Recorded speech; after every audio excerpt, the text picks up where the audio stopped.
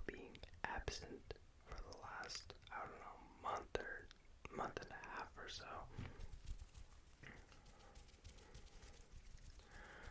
I figured I'd tell you a story about how that came to be.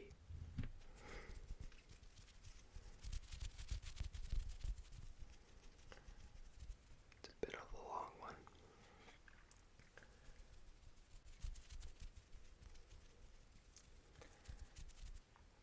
So, once upon a time,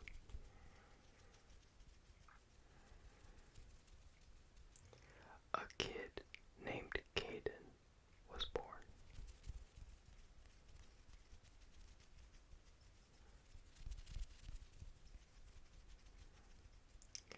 To Jack and Samantha. These are not my parents' names, but I'm going to be talking about them a lot, so kind of an explanation, I would say, as to where I've been. So, Jack and Samantha are a Oxford study couple.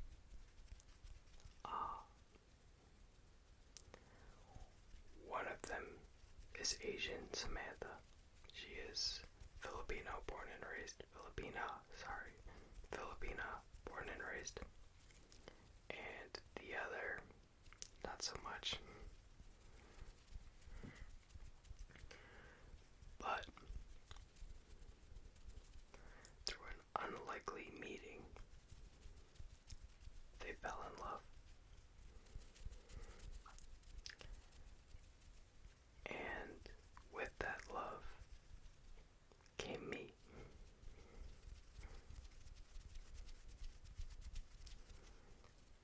And I was born into a kind of hard environment. And at the beginning, truthfully, at the beginning, where I was raised, in the very, very beginning, first 3.5 years of my life, we didn't really,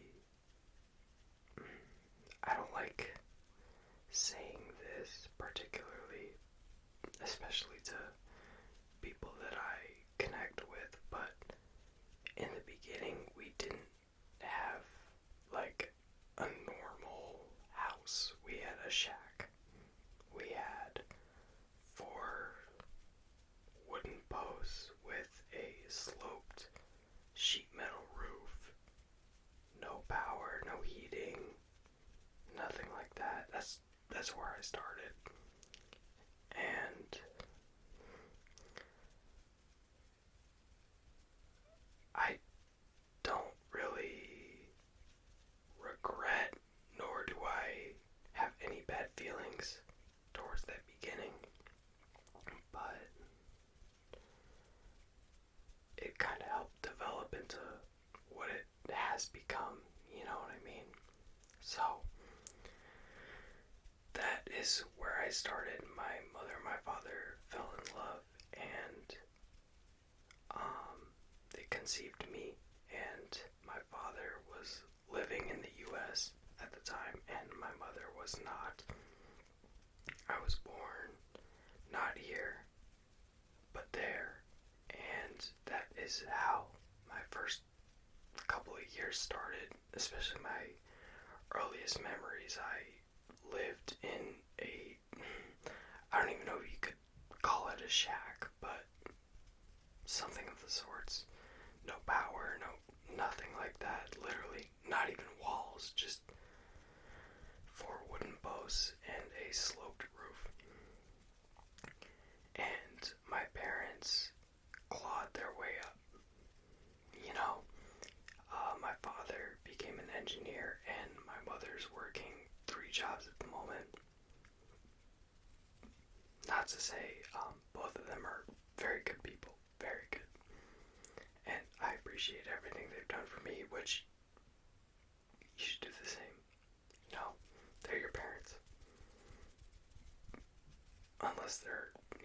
circumstances, I don't know, but we'll not get into that. So my father, for the past 5-6 months or so, has been, for lack of a better term, absolutely crashing out. Like, he has had enough of the rat race and he is ready to live his own life. Very into alcoholism and very into the benzodiazepines. Not Xanax, but a close relative of it.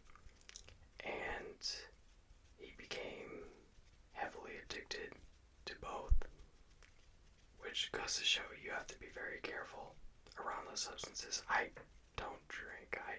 I've seen it before. I know exactly what happens. But with those two substances, after I left for college, he started the downward spiral, and with that spiral came a trip to Vegas.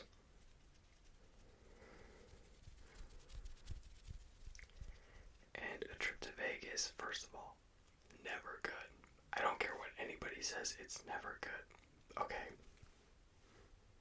You can fight me on it all you want, but I've never seen a good situation come from somebody who's on substances go to Vegas. But if you have good experiences, feel free to counteract me, But he went to Vegas and he called me for help. Like, I think the day after my last video, he called me and he said, "Hey, I can't get out of here. I need somebody to come rescue me." And me being me, it's my father. Very, very great dude. He would never, get super drunk and hurt me. He doesn't have a mean bone in his body, just like me. You know what I mean? Like, I've been drunk before, and not a singular mean bone, which is a good concept, but he couldn't control his, which is kind of why I stay away from it. Couldn't particularly know when to stop, which kind of is a bit of a problem. So I had to go and pay for a ticket to Vegas and go forcefully restrain him and forcefully get him back home, which, I'm gonna be honest with you guys, it was kind of hard. It's hard seeing your father in a state where you have to take care of him. And I don't really want sympathy, well, not sympathy, but pity. Pity is the best way to put it. I don't want pity for it, because I'm not one of those people that, needs somebody else's validation. I got it done. I got him through all sorts of stuff, and we're all good now, which is why I'm recording the video. I solved all of those problems, which is also why I'm telling the story. I got him out of Vegas, and his anxiety is some of the worst I've ever seen. And that's coming from me. I know you guys don't know about my mental problems. I've heard people say that I'm schizophrenic because my anxiety is so weird. My anxiety is a special case. So whenever for my entire life, I've seen things in the corner of my eye. Not things, a singular entity that you could call it. I've seen him in the corner of my eye whenever I start to freak out. I don't get panic attacks. I don't, start hyperventilating. Nothing like that. Whenever I get nervous or scared about something, I just see something in the corner of my eye, which has to do with my past, but whatever. I see something in the corner of my eye peeking, and it's been called schizophrenia, and, even my general physician, he didn't even believe me when I told him that, but that's mine. My father's, he freaks out, okay? He starts figuring out anything to do that can calm him, so I had to forcibly restrain him a couple of times, and when I mean forcibly, you know what I mean?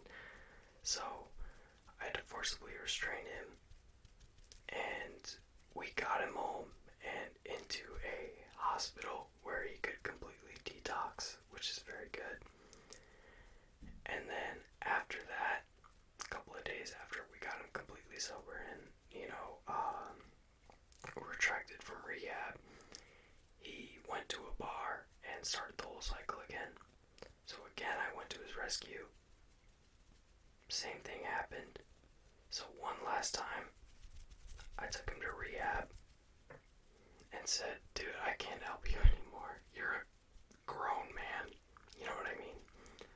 So, as of now, everything is going very well. It hasn't been taking a toll on my mental health, because the way I see it now, whenever I see my guy in the corner of my eye, I know to chill out. I told him that the best way to deal with those mental stressors, per se, is something that you find enjoyable, which could apply to a bunch of you at home too. Like, mental health is no joke. Very fair. I don't know if you can tell, but I have scars up and down both of my wrists from an very nearly almost successful attempt. So, I promise you, you are not alone. And it sounds corny, but truthfully, just chill out for a little bit, okay? That decision is a permanent decision for a temporary problem, you know what I mean? So, I got him home, and we're all doing okay for now. So, figured I'd give you all a story time, especially since you all deserved it. And I'll probably be uploading very frequently now that I got all that stuff sorted out. And thank you all for your patience and continuous support. And please do not worry about me. I'm doing fine. Worry about you. Okay, make sure that you are taken care of. So, I love you guys. Thank you so much for everything. And I will see you in the next video.